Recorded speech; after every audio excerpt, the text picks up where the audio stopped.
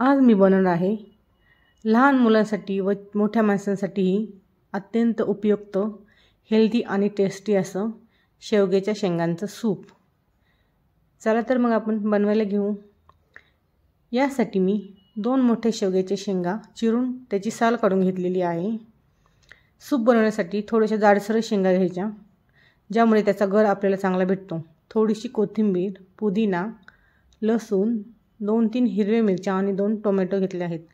हे सर्व मी आता एका कुकरच्या डब्यात घेणार आहे। टोमॅटो चिरून मी कुकरच्या डब्यात टाकले आहेत। आता मी यामध्ये चवीनुसार मीठ टाकणार आहे, चिमूटभर हळद टाकणार आहे आणि थोडेसे हिंग टाकणार आहे। आता यामध्ये पाणी ओतून मी हे 4 ते 5 शिट्ट्या करून घेणार आहे।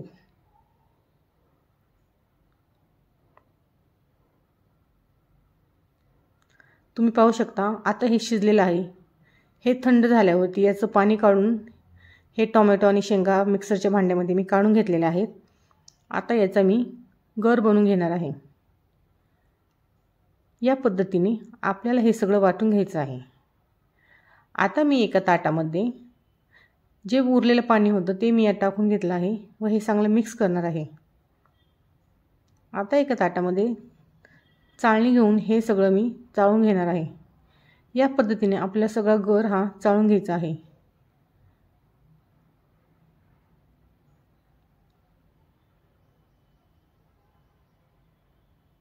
व हा असा राहिलेला चोथा टाकून द्यायचा आहे।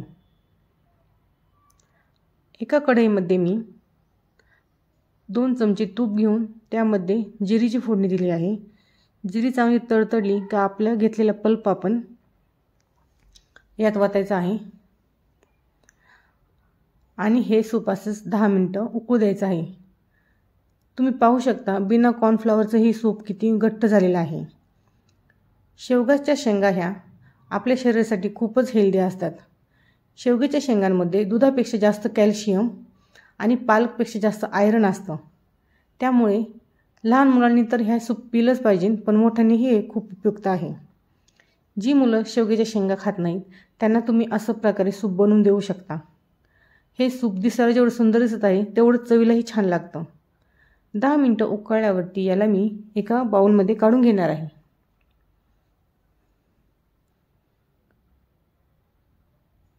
जर व्हिडिओ आवडला असेल तर नक्कीच हे सूप घरी ट्राय करून पहा आणि तुम्हीही प्या आणि तुमच्या मुलांनाही प्यायला द्या। असं मस्त हेल्दी आणि टेस्टी हे सूप आपलं तयार झालं आहे। व्हिडिओ आवडला असेल तर नक्कीच लाईक करा, कमेंट करा व माझा चॅनल सबस्क्राईब करा। थँक्यू।